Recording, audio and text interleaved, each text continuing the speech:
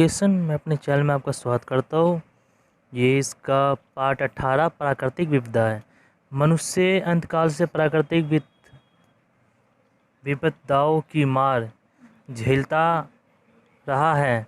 अनेक विपदाएं ऐसी है जिसका वह प्रतिकार करने में असमर्थ है।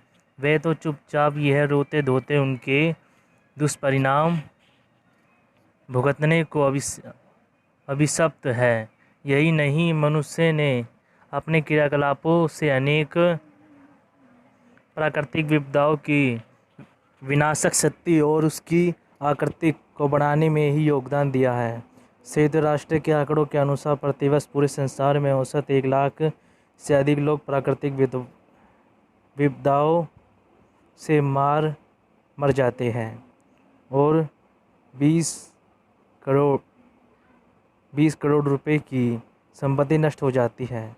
संसार के सबसे अधिक प्राकृतिक विपदाएं प्रवण देशों में भारत का स्थान दूसरा है। पहले स्थान पर चीन है। अंत विपदाओं के कारण परिणाम एवं इसके रोकथाम के उपाय के बारे में आम नागरिकों में जागरूकता पैदा करना आवश्यक है। इससे व्यक्ति एवं समाज अच्छी तरह से निपट सकता है। इसे अध्ययन में हम भूकंप, भूस्खलन, सूखा, बाढ़ और चक्रवात जैसी 5 प्राकृतिक विपदाओं का अध्ययन करेंगे। उद्देश्य: इस पाठ का अध्ययन करने के पश्चात आप प्राकृतिक संकट और विपदा शब्द को अर्थ समझा सकेंगे। संकट और विपदा में भेद बता सकेंगे। भारत के प्रत्येक भौतिक विभाग के कुछ प्राकृतिक विपदाएं सवन क्षेत्रों को पहचान कर बता सकेंगे। प्राकृतिक विपदाओं के कुछ दुष्प्रभावों का वर्णन कर सकेंगे। कुछ और अन्य मौसमी विपदाओं के उदाहरण दे सकेंगे।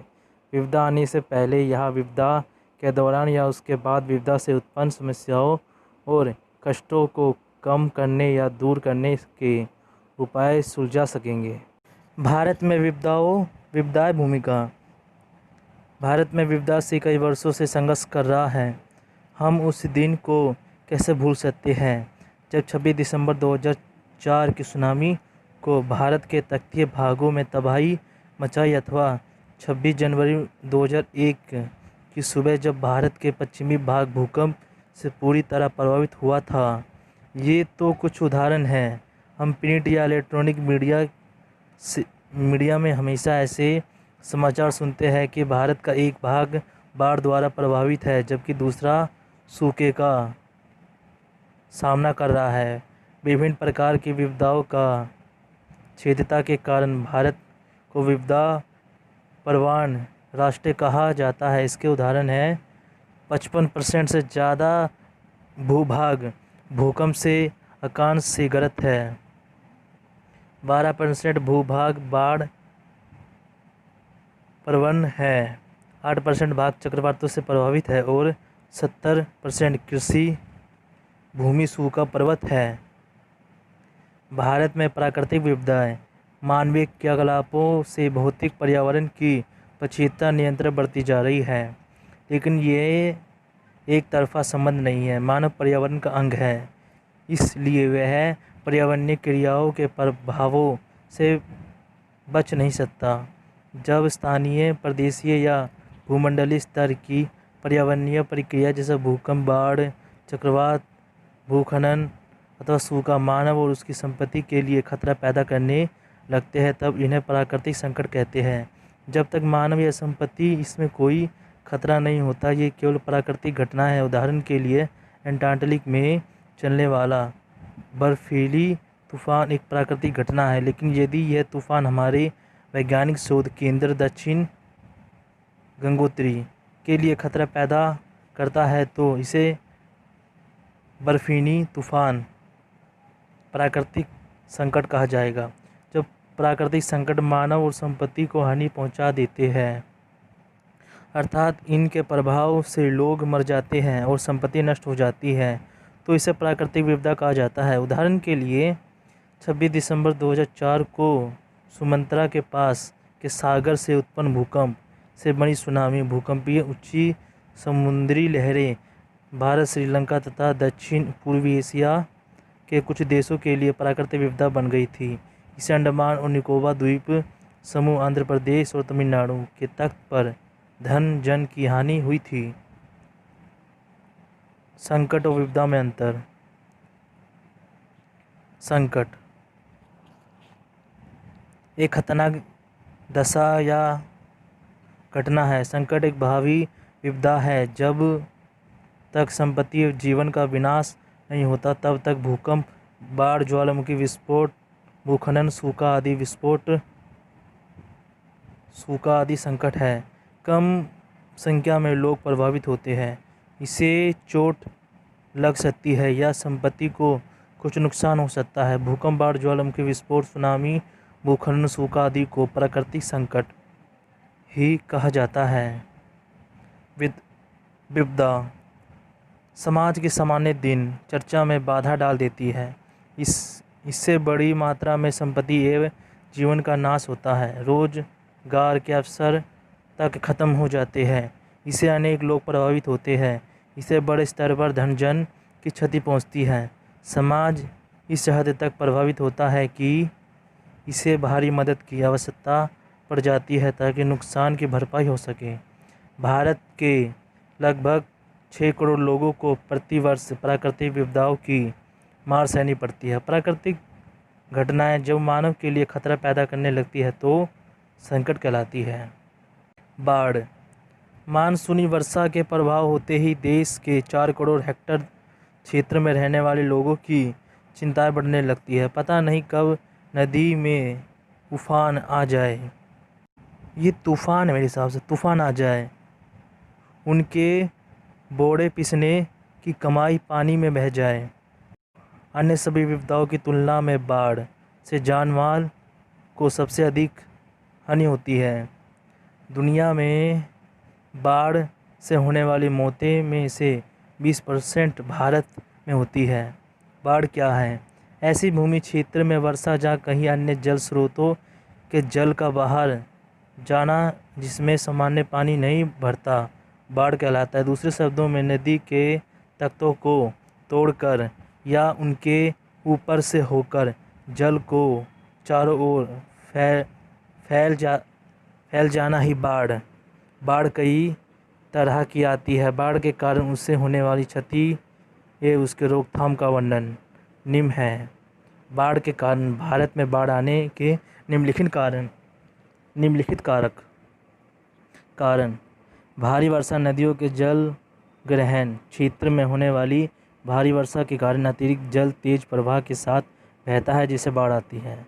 नदी में अवसादों का जमा होना, नदियों की धारा क्षेत्र में अवसादी के जमा होने से वह पिछली हो जाती है। ऐसी नदियों की जल प्रवाह की क्षमता घट जाती है।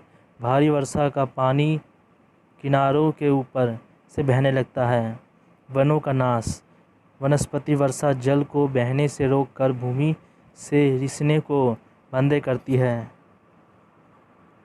वनस्पति के विनाश से भूमि नंगी हो जाती है और वर्षा का पानी बेरोक-टोक तेज गति से नदियों में पहुंचकर बाढ़ का कारण बनता है। चक्रवात के कारण उठी ऊंची लहरें समुद्र जल को तटवर्ती क्षेत्रों में फैला देती है। अक्टूबर 1999 के चक्रवात के कारण आई बाढ़ ने उड़ीसा में भारी तबाही मचाई थी। अफवाह तंत्र से छेड़छाड़, बिना सोचे समझे सड़कों, रेल मार्गों, नहरों आदि के निर्माण से प्राकृतिक अफवाह तंत्र अवरुद्ध होकर बाढ़ का कारण बनता है। नदियों का मार्ग परिवर्तित, नदी के मूड और उनके मार्ग परिवर्तन से भी बाढ़ आती है। सुनामी, भूकंपीय ऊंची समुद्री लहरें तटवर्ती क्षेत्रों में दूर दूर तक जल अग्नि कर देती है। बाढ़ से हानि, नदियों में आई बाढ़ की मार मनुष्य और पशुओं दोनों को झेलनी पड़ती है। बाढ़ से लोग लेदर हो जाते हैं, मकान छह जाते हैं, उद्योग धंधे चौपट हो जाते हैं, फसलें पानी में डूब जाती हैं, बेजुबान पालतू पशु और वन्य जीव मर जाते हैं। तटवर्ती क्षेत्रों में मछुआरों की नावें, जाल आदि नष्ट हो जाते हैं।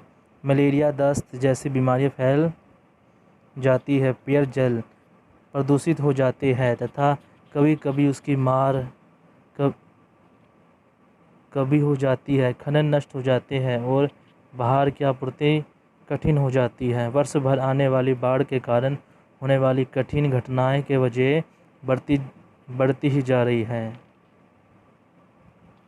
सन 1953 में बाढ़ से 2.43 करोड़ लाख प्रभावित हुए थे।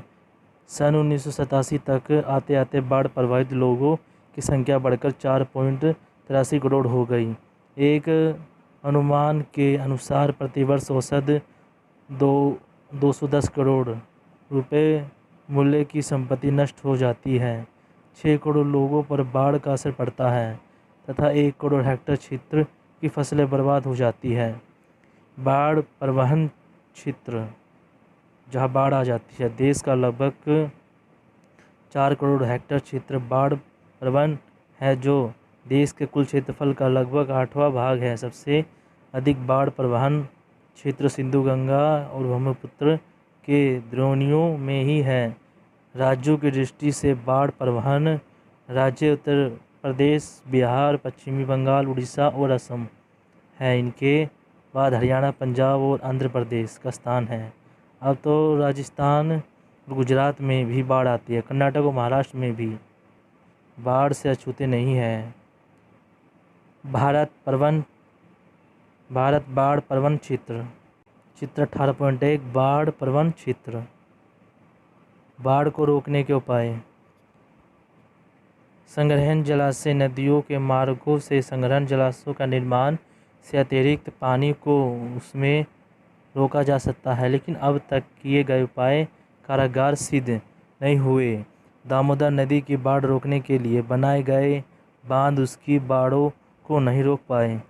तटवर्ती नदियों के किनारों पर तटबंध बनाकर पार्श्ववर्ती क्षेत्रों में फैलने वाले बाढ़ के पानी को रोका जा सकता है। दिल्ली में यमुना पर बने तटबंधों का निर्माण बाढ़ रोकने में कारगर सिद्ध हुआ है। वृक्षारोपण। नदियों के जल ग्रहण क्षेत्र में यदि वृक्षारोपण किया जाए तो बाढ़ के कुप्रभावों को काफ़ी कम किया जा सकता है। प्राकृतिक अपवाह तंत्र की पुनर्स्थापना। सड़कों, नहरों, रेल मार्गों आदि के निर्माण से अवरुद्ध प्राकृतिक अपवाह तंत्र को पुनः सुचारू करने से भी बाढ़ें रोकी जा सकती हैं। बाढ़ प्रबंधन।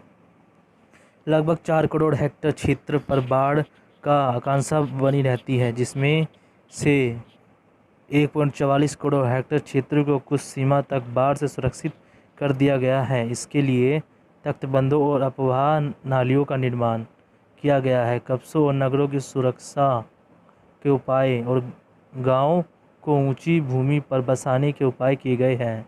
9वीं योजना के अंत तक बाढ़ रोकने के लिए 8,000 करोड़ रुपए व्यक्त किए जा चुके हैं। बाढ़ से पहले, दौरान या बाद में अकरणीय कार्य।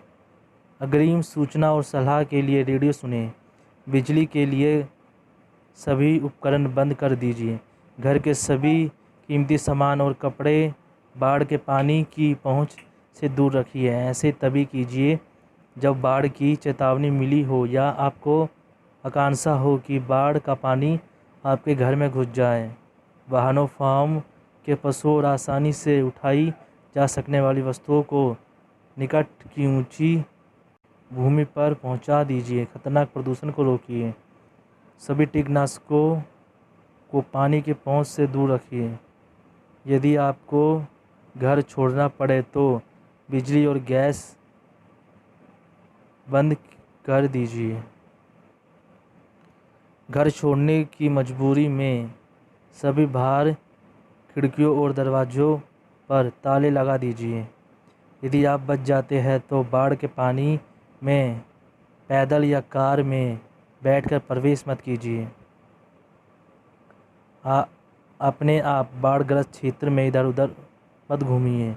ऐसे भूमि में वर्षा या किसी जलाशय के जल का भर जाना जिसमें समाप्त पानी नहीं भरता है बाढ़ कहलाता है।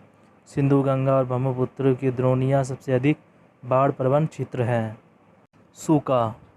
सूखा की स्थिति मानव को धीरे धीरे पर विशाल स्तर पर प्रभावित करती है। ये एक अलग तरह का दर्द है, पर है बड़ा कष्टकारक। अपनी आँखों के सामने अपने प्यारे पालतू पशुओं को भूख प्यास से तड़प कर मरते हुए देखना, बेहद अनिश्चय और शोषण के हालात में अपनी प्रियजनों को सैकड़ों मील दूर रोजगार की तलाश में, भोजन रूखे सूखे भोजन में भी दिनों दिन कटौती होती जाना, राहत कार्यों पर दिन पर भटकना और रात को निराश लौटना, ये सबसे दर्दनाक दृश्य है। क्या है सूखा? मौसम वैज्ञानिकों के शब्दों में काफ़ी लंबे समय तक एक विस्तृत प्रदेश में वर्षण की कमी ही सूखा है। सूखे के लिए अकाल और अवृष्टि जैसे शब्दों का प्रयोग भी किया जाता है। इस कृषिक वर्ग के लिए भूमजल उपलब्ध ना हो सके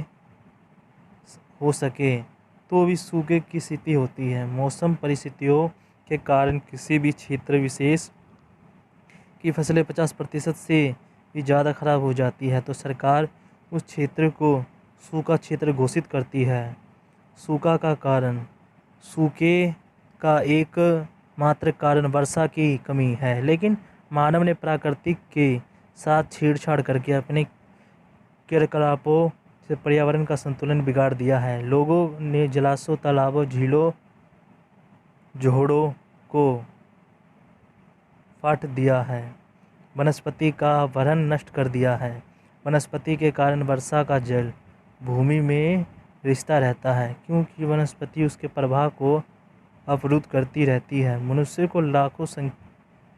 मनुष्य ने लाखों की संख्या में नलकूप लगाकर भूमिगत जल के भंडारों को भी कम किया है। सूखे के दुष्परिणाम।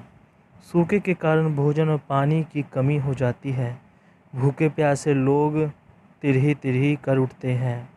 भूखमरी, कुपोषण और महामारियों से अकाल मृत्यु होने लगती है। मजबूरन लोगों को अपना क्षेत्र छोड़कर पलायन करना पड़ता है। पानी की कमी से फसलें सूख जाती है।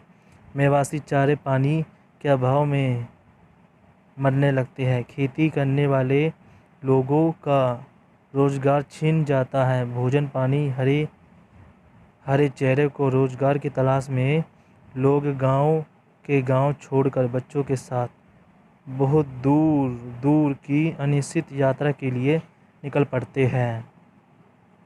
भारत के सूखा प्रबंधन क्षेत्र। दिए गए मानचित्र का ध्यानपूर्वक अध्ययन कीजिए। इस मानचित्र में सूखा प्रबंधन क्षेत्रों की एक प्रमुख पट्टी दक्षिणी राजस्थान और तमिलनाडु के बीच है। इस पट्टी में दक्षिणी पश्चिमी राजस्थान, गुजरात, पश्चिमी मध्य प्रदेश, मध्यवर्ती महाराष्ट्र, आंध्र प्रदेश, कर्नाटक और तमिलनाडु है। मानसूनी वर्षा की कमी और पर्यावरण ह्रास के कारण राजस्थान और गुजरात पर्याय सूखे की चपेट में रहते हैं।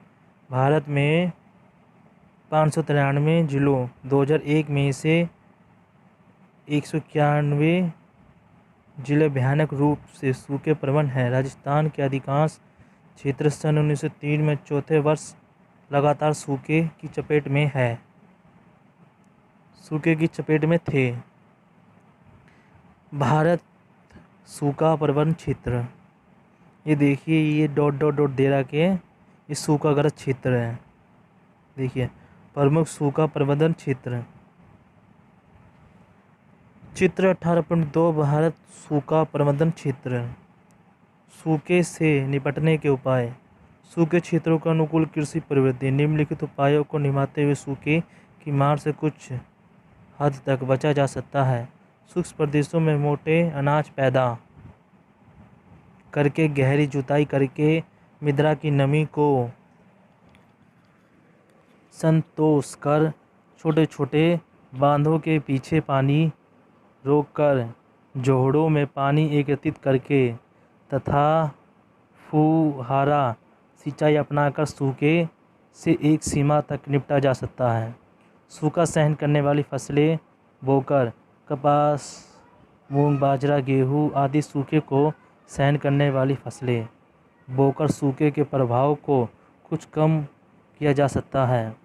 वर्षा जल संग्रहण, वर्षा की एक एक बूंद को संग्रहित करके सूखे से निपटा जा सकता है। खेतों की ऊंची बेड़ बनाकर, सीढ़ीदार खेत बनाकर और खेतों के किनारों पर पेड़ लगाकर वर्षा के पानी का अधिकतम प्रयोग किया जा सकता है। सिंचाई की नहरों को पक्का करके पानी को संरक्षित किया जा सकता है। कपटन विधि अपनाने से थोड़े पानी से अधिक क्षेत्र की सिंचाई की जा सकती है।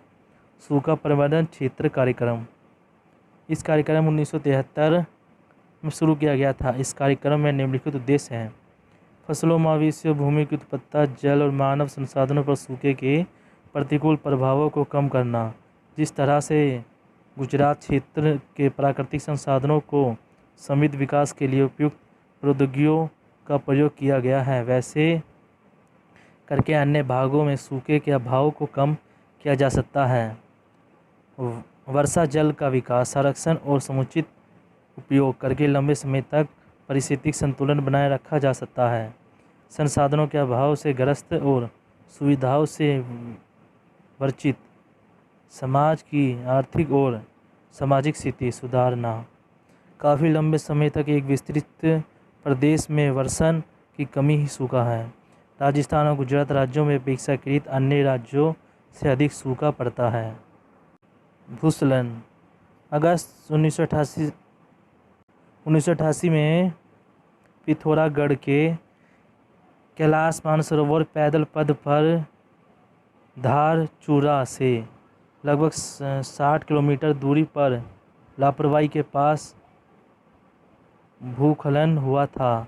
ये बूंदी और मलपा के बीच लंबारी नामक स्थान पर आधी रात को भारी भूस्खलन से काली नदी का प्रवाह अवरुद्ध हो गया था।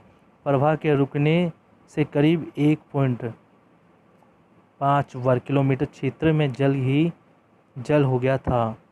इस प्रकार बनी झील में जल जमा हो रहा था। कैलाश मानसरोवर की यात्रा के लिए देश के कोने कोने पर आए थोके हरे यात्री इसी क्षेत्र में चैन की नींद सो रहे थे। इस दुर्घटना ने 60 यात्रियों अकाल ही काल के ग्रस्त बन गए थे।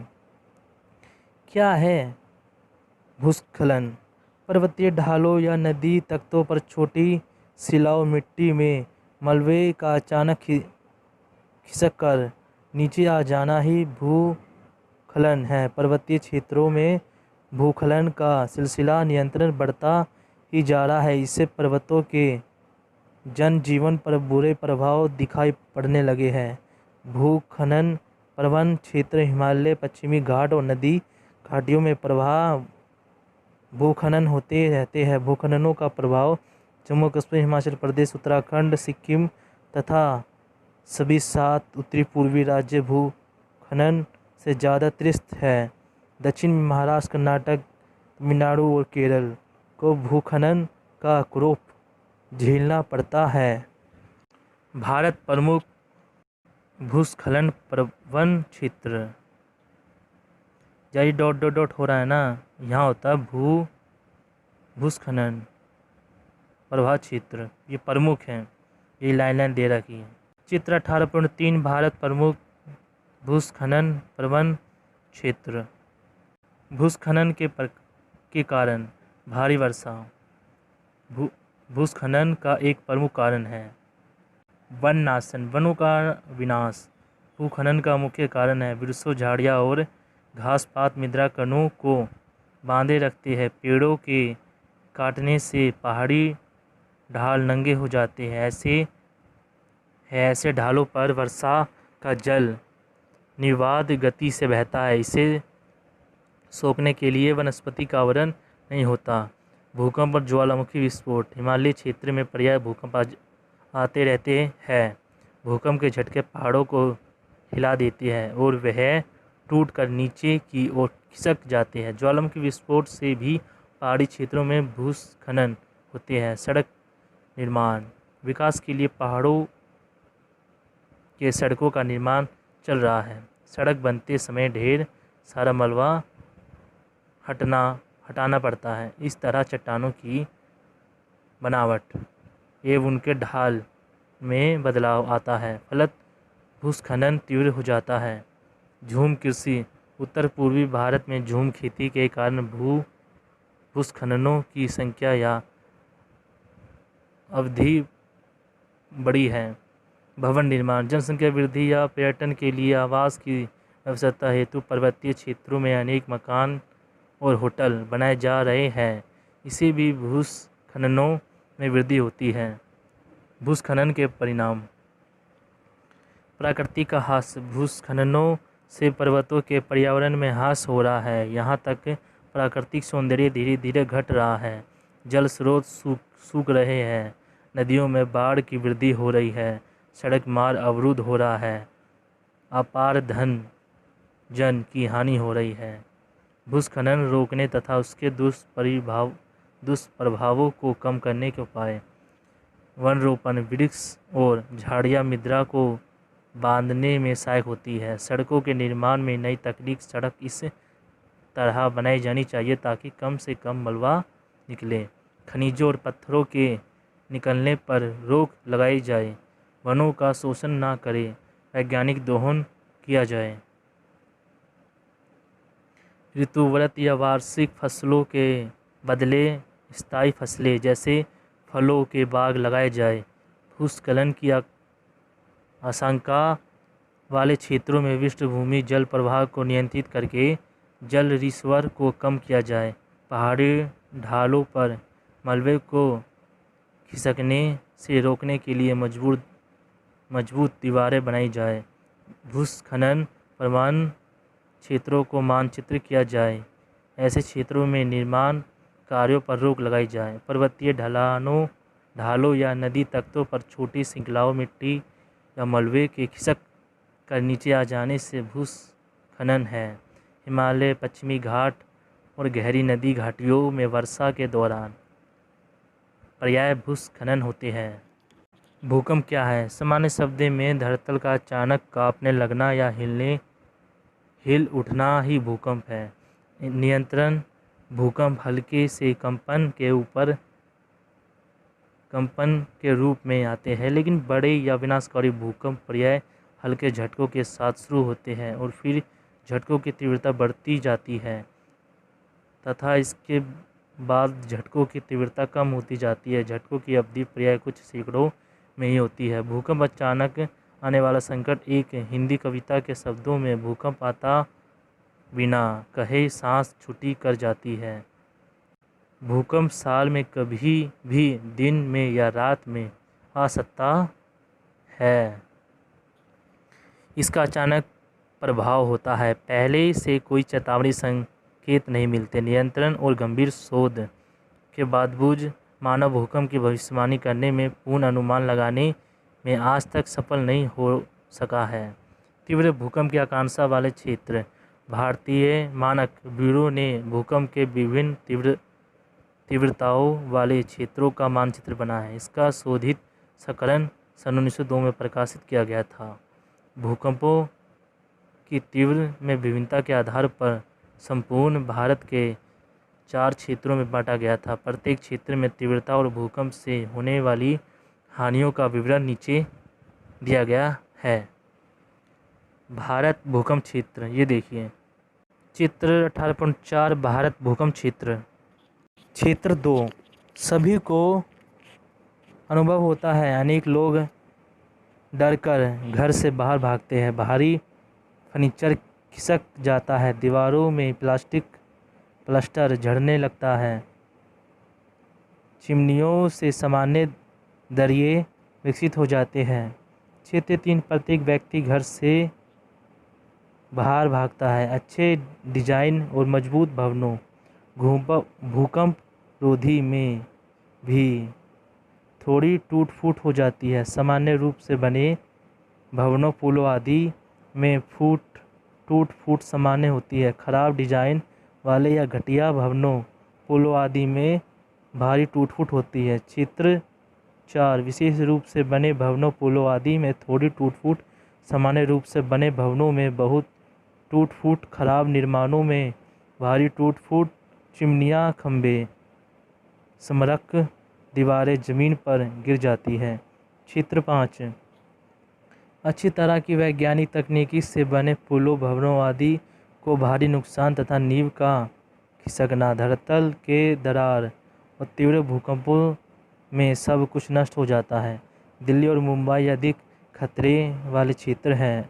4 में स्थित है संपूर्ण उत्तरी पूर्वी भारत, कच्छ, गुजरात, उत्तराखंड, हिमाचल प्रदेश तथा जम्मू कश्मीर के कुछ अत्यधिक खतरे वाले क्षेत्र हैं। 5 में शामिल है अब प्रायद्वीपीय पठार भूकंपों से अछूता नहीं है। महाराष्ट्र राज्य के लातूर 1993 में रिक्टर पैमाने पर तीव्रता 6.4 तथा कोयना 1976 तीव्रता 6.5 के भूकंप इस बात के प्रमाण हैं। भूकंप का प्रभाव, संपत्ति की हानि, भूकंप आने पर झोपड़ी से लेकर महल और एक मंजिली इमारतों से लेकर गगनचुंबी मजबूत भवन आदि सभी ध्वस्त हो जाते हैं। धरातल के नीचे बनी पाइपलाइनों और रेल की पटरियाँ टूट जाती है या बर्बाद हो जाती है। नदियों पर बने बांध ढह जाते हैं। इसके परिणाम स्वरूप आई बाढ़ बहुत विनाशकारी होती है। दक्षिण भारत में आए 1976 के भूकंप में कोयना बांध क्षतिग्रस्त हुआ था। जनहानि, भूकंप के कुछ सेकंड के झटके हजारों लोगों की जान ले सकते हैं।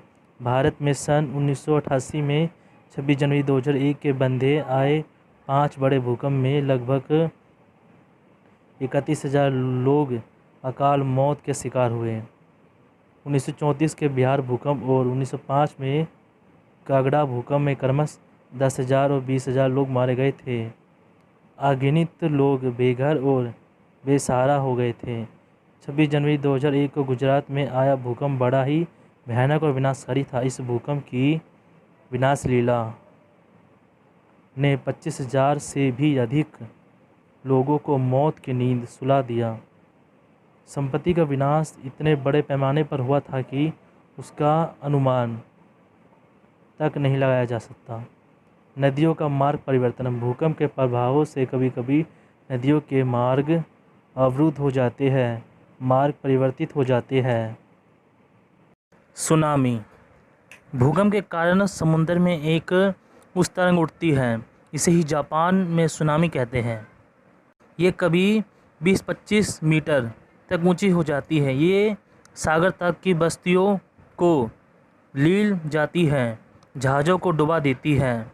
27 दिसंबर 2004 को सुमंदरा इंडोनेशिया के निकट महासागर में जन्मे भूकंप से बनी सुनामी ने दक्षिण और दक्षिण पूर्वी एशिया के देशों को तटवर्ती क्षेत्रों में अरबों रुपए की संपत्ति नष्ट हो गई।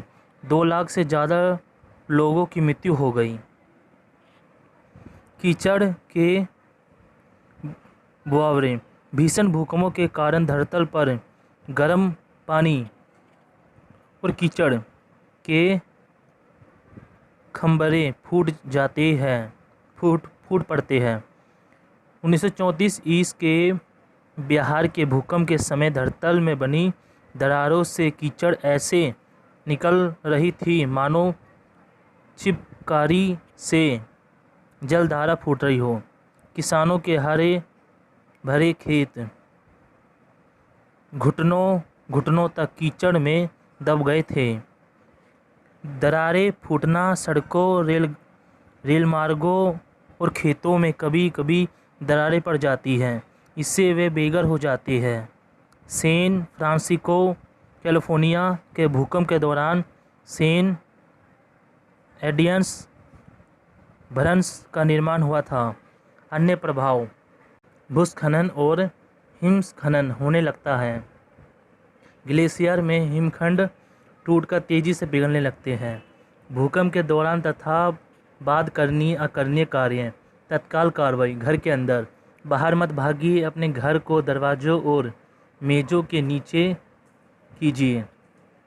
पलंगों पर लेटे व्यक्ति को पलंगों के नीचे ले जाइए। खिड़कियों और चिमनियों से दूर रहिए।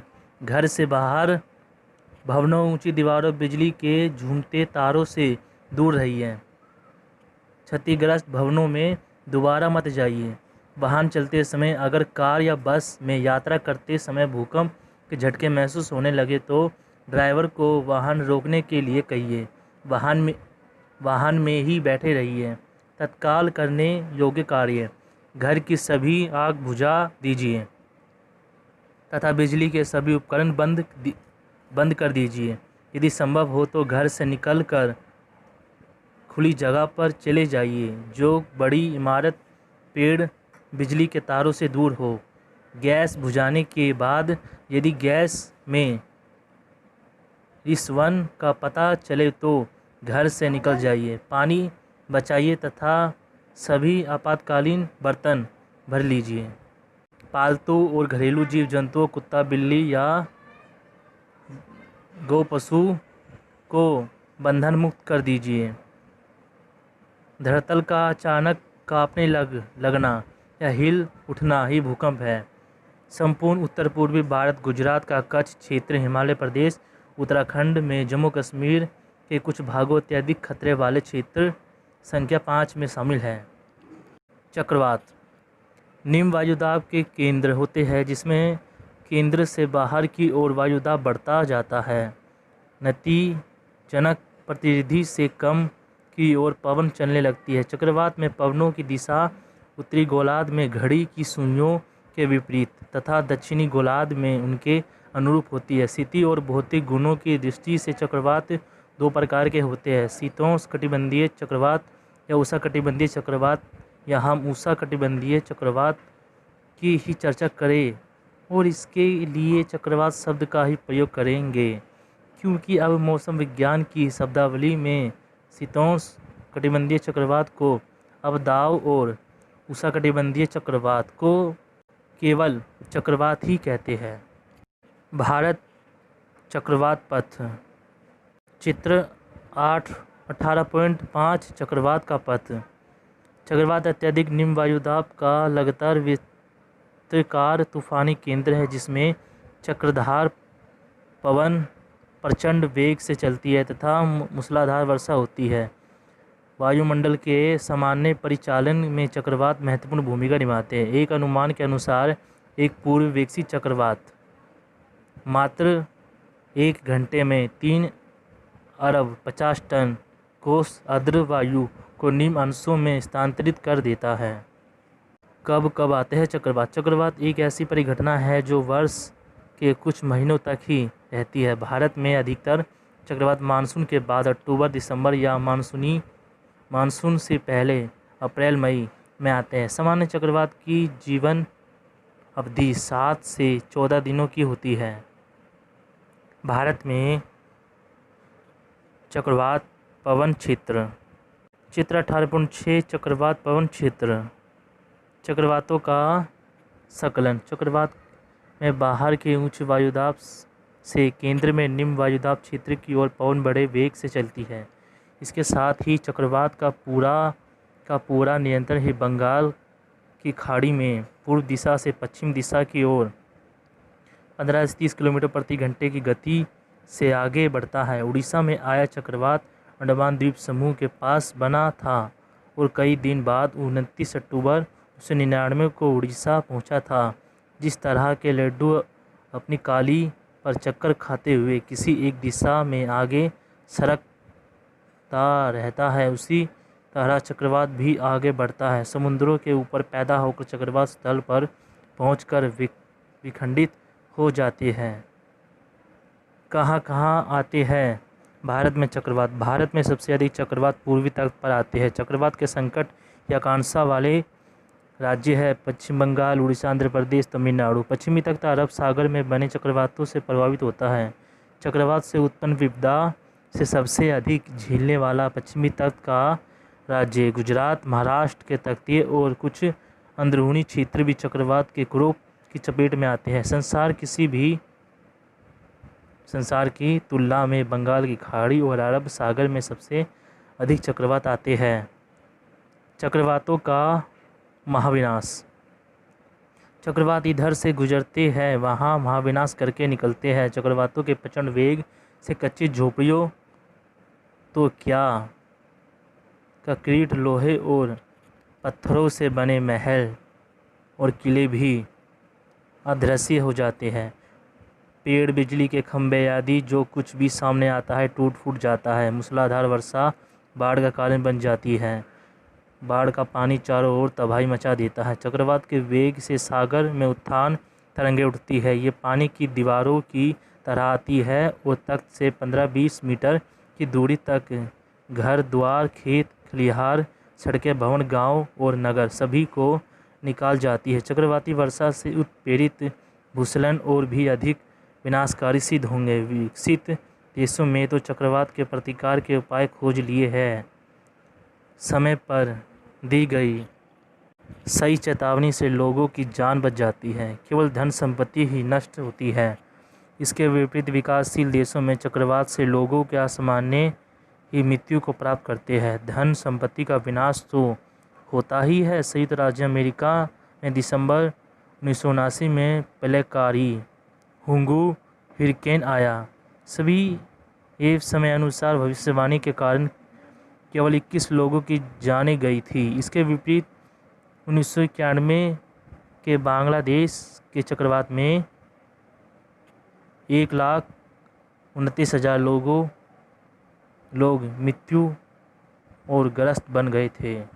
चक्रवात आने से पूर्व, दौरान तथा बाद के करणीय अकरणीय कार्य, अग्रिम सूचना और सलाह के लिए रेडियो सुनते रहे। बचने के लिए प्रयत्न समय दीजिए। चक्रवात कुछ घंटों में मार्ग की दिशा, गति और तीव्रता बदल सकता है। अंत, नवीनतम सूचना के लिए रेडियो को नियंत्रण चलाए रखिए। यदि आपके क्षेत्र के लिए तूफानी पवनों को प्रबल साझा की भविष्यवाणी की गई है तो खुले कब्जे, नालीदार टीन, खाली खंभे या ऐसे ही अन्य वस्तुएं जो पवन के साथ उड़कर खतरा बन सके बांध दीजिए या स्टोर में रख दीजिए। खिड़कियों को टूटने से बचाने के लिए उन्हें बंद रखिए। निकट के सुरक्षित स्थान में चले जाइए या किसी अधिकार प्राप्त सरकारी संस्था के आदेश पर क्षेत्र को छोड़ दीजिए। जब तूफान आ ही जाए तो घर के अंदर रहिए। अपने घर के सबसे मजबूत भाग में शरण लीजिए। रेडियो सुनिए और निर्देशों का पालन कीजिए। यदि छत टूटने लगे तो मकान के सुरक्षित भाग की खिड़की को खोल दीजिए। यदि आप खुले में फंस गए तो शरण खोजिए। तूफान के दौरान खुले में अगर आप तो घर से बाहर या पुलिन मत जाइए। ऊंचे पगड़ी के साथ लेट जाइए। चक्रवातों के साथ पर्याय समुद्र या झील में ऊंची ऊंची लहरें उठती हैं।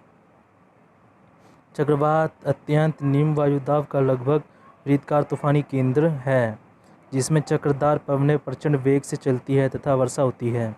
चक्रवात के संकट की आशंका वाले राज्य पश्चिम बंगाल, उड़ीसा, आंध्र प्रदेश और तमिलनाडु। आपने क्या सीखा? संसार के सबसे अधिक विपदा प्रबंधन क्षेत्रों में चीन के बाद भारत का दूसरा स्थान है। भारत की कुल जनसंख्या के लगभग 6% से अधिक लोगों को प्रतिवर्ष प्राकृतिक विपदाओं की मार झेलनी पड़ती है। जन धन को हानि पहुंचाने वाले प्राकृतिक संकटों को विपदा कहते हैं। दुनिया में बाढ़ से होने वाली मौतों में से 20% भारत में होती है। भारी वर्षा, नदियों में अवसादों के जमा होने, वनों के नाश, चक्रवातों का प्रवाह तंत्र से छेड़छाड़, नदियों के मार्ग परिवर्तन तथा सुनामी के कारण बाढ़ें आती हैं। भारत का 65% कृषि क्षेत्र वर्षाधीन है। इस क्षेत्र में ही पर्याय सूखा पड़ता है। पर्यावरण से छेड़छाड़ के कारण भी सूखा पड़ता है। कुछ उपाय अपनाकर सूखे के प्रभाव को कम किया जा सकता है। भारत के 593 2001 जिलों में से 199 जिले भयंकर रूप से सूखा प्रबंधन है। वर्षा ऋतु में पर्वतीय ढालों पर भूस्खलन से भारी विनाश होता है। जम्मू कश्मीर, हिमाचल प्रदेश, उत्तराखंड, सिक्किम तथा उत्तर पूर्व के हिस्सों राज्य भूस्खलन प्रवण है। वन विनाश, भूकंप, सड़क निर्माण, झूम कृषि और भवन निर्माण भूस्खलन होने के कारण है। 26 जनवरी 2001 में गुजरात में भयानक भूकंप आया था। भूकंपों के जनधन की हानि के अलावा नदियों का मार्ग परिवर्तन, सुनामी, कीचड़ के बफरे, दरारें फूटना जैसी हानिकारक घटना भी घटती है। सबसे अधिक विनाशकारी भूकंपों के उत्तरी पूर्वी भारत, गुजरात, उत्तराखंड, हिमाचल प्रदेश तथा जम्मू कश्मीर में आने की आकांक्षा रहती है। चक्रवात बंगाल की खाड़ी से उत्पन्न होकर पूर्वी तट के राज्यों को प्रभावित करते हैं। अरब सागर में बने चक्रवात गुजरात और महाराष्ट्र में विनाश लीला दिखाते हैं। कुछ सावधानियां बरतकर चक्रवातों के प्रभाव को कम किया जा सकता है। दोस्तों, चैप्टर खत्म हुआ। वीडियो अच्छी लगी वीडियो को लाइक करें, चैनल को सब्सक्राइब करें। थैंक यू दोस्तों।